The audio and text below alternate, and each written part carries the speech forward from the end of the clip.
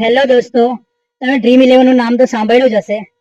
તો તમે બી કદી ના કદી કોઈ દિવસ રૂપિયો કે 49 રૂપિયા લગાવ્યા હશે પણ પાછા નહીં આવ્યા હોય.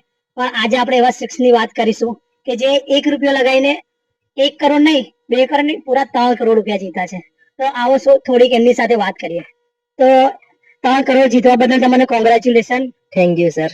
તો તમે અમારા વ્યુઅર્સ ને કહેજો કે તમે વિચાર્યું હતું કે 1 રૂપિયો લગાવીને તમે પૂરા 3 કરોડ રૂપિયા જીતશો? ના સર, ના.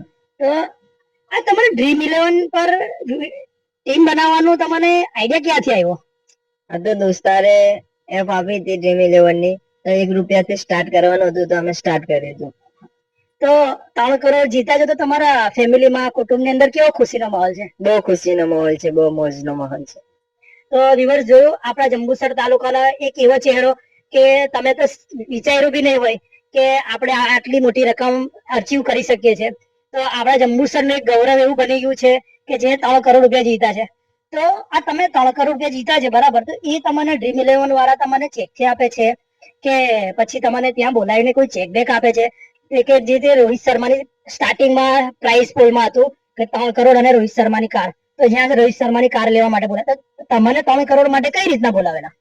અમને ચેક થી આપેલો છે, ચેક આપેલો છે 3 કરોડ. એવું આવી રહેશે ચેક. હું શું વાત કરો છો? તો તમે બતાવશો મારા ફિગર છે 3 કરોડ નો ચેક? આવી રહેશે ને, કેમ નહીં સર? પ્લીઝ કેમેરા સામે.